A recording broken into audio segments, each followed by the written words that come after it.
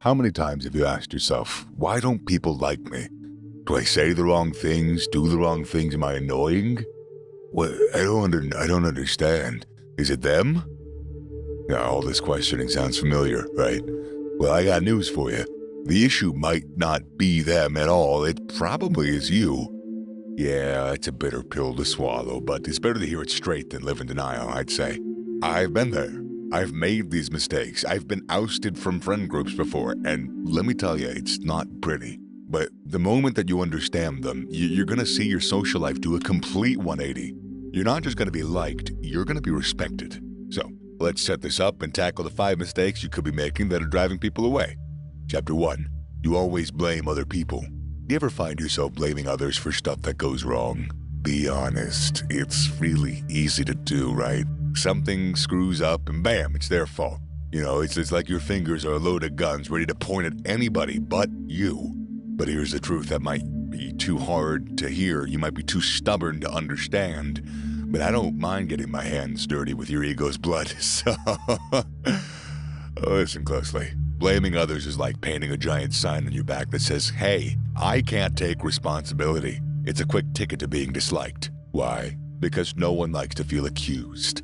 It makes them get all defensive and bitter. When you blame others, you're not just hurting them, you're also hurting your own growth. Instead of learning from mistakes and improving, you're just dodging the issue. That's like slipping on a banana peel, and instead of looking where you're going next time, you start a protest against all bananas. Good heavens, that sounds so stupid, right? Well, it is, and that's basically what you're doing. And that's what it looks like to others. So let's fix this mess. Start by owning up to the fact that you can be a mess. If you messed up, say it loud and clear. Say, oh, my bad, I messed up. I'm so sorry. Trust me, those words have more power than any excuse. They show that you're mature enough to admit that you made a mistake, that you have flaws, and you want to work on them. Plus, it shaves everyone the drama of the blame game.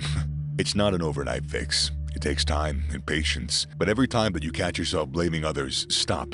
Ask yourself, is it my fault? Is it, where is the ratio of blame here, if any? What could I have done better? Because even if it feels like it wasn't entirely your fault, you gotta acknowledge the part that you played. Because gosh, if I haven't heard enough, drama spewed to me in my time, almost all of the time, you are somewhat at fault. People don't try to live their life as assholes, so that's really important to keep in mind. The next time that you find yourself about to point a finger, remember, every time you point a finger at someone, there are 3 pointing back at you. Make sure you're clean before you start handing out stains. That's how you go from being the blamer to being the game changer. Chapter 2. The Noise Machine. Oh, please, stop, don't take offense, pull your pacifier out of your mouth. I'm not saying that you shouldn't chat or share your views. Everyone has a voice, and it's important to do it. What I'm talking about is the people who don't seem to have an off switch. The ones who just keep yapping and yapping and yapping and, well, you get the idea. People enjoy a good conversation. I enjoy a good conversation. It's like a game of catch. You throw the ball, they throw it back, it's give and take. But when you're the one hogging the ball, just throwing it up and catching it yourself, well, hey, the game's not fun anymore. It's a one-man show. And trust me, nobody wants to watch that for long. Imagine there's this guy who just won't shut up. All about his ex and how much he works out, how he handled his depression and became a better man. But he doesn't ask about you once. Not once. How do you feel? Annoyed, I bet, right? You don't want to hang out with that person again, I bet. Now think, have you ever been that guy? This one's hard because we don't like to think of ourselves in that negative light, but really, really ask yourself, have you ever been that guy? If the answer is yes, then we got a problem. It's a fixable problem, though. It's very, very fixable, so don't worry. The key is to listen more than you speak. Ears open, mouth shut. That's the golden rule. Next time you're in a conversation, take a step back. Let the other person share their stories, their opinions. Ask questions. Show them that you're interested in what they have to say, not just waiting for your turn to talk. Because I guarantee you, if you do that, they will tune you out when you talk. And talking to you will just become waiting until you're done talking, and then they can just piss off and shy away from the conversation. I am that way with my dad because he doesn't know how to ask me questions about what I want to do. Now, don't get me wrong, I'm not telling you to be a mute. You have valuable stuff to say. It's just about when to say it. Chapter 3. The Critic in the Mirror. Now, before you start thinking, wait a minute, I'm not like that, hear me out. We're not talking about being Simon Cowell here, dishing out harsh comments left and right. No, being hypercritical is a lot subtler, but just as damaging. I'm sorry, that accent's fun. Have you ever caught yourself, maybe even without realizing, picking at tiny faults in others? It's like you have a magnifying glass out, looking for flaws. Maybe your friend's always late, your sister chews too loud, or your coworker sends long, boring emails that require 20 dictionaries. Sure, that's annoying, but here's the thing, nobody's perfect. Not even you. People can sense when you're judging them, and that makes them uncomfortable. God, my girlfriend's parents are like that. Makes them feel like you gotta walk on eggshells around them. Nobody likes walking on eggshells. Oh my gosh, I hate that. I mean, would you want to hang around somebody who's just pointing out your mistakes all the time? No. So, what's the fix here? It's simple.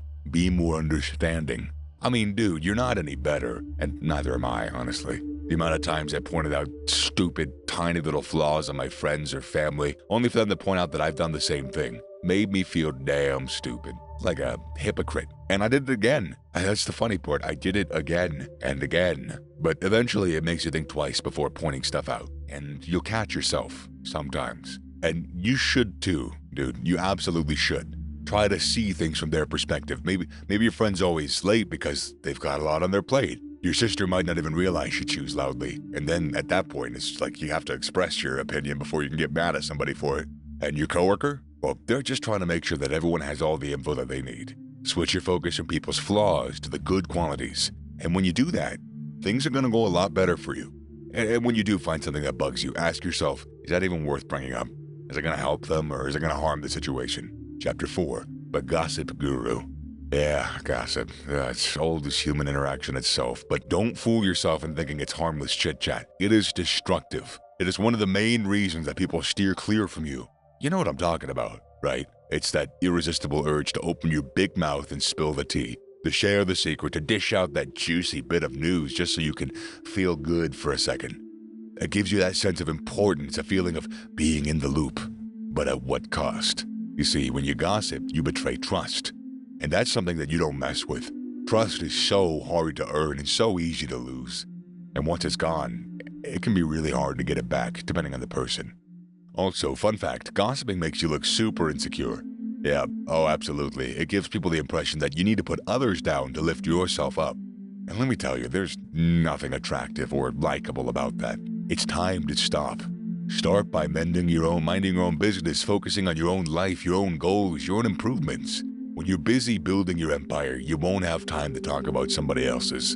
And when someone tries to involve you in gossip, just change the subject or just say, I don't gossip. It might be tough at first, but stand your ground. Also saying, I don't gossip when somebody tries to start talking shit about somebody else, reminding them that it's just gossip. Oh, it can be very nice.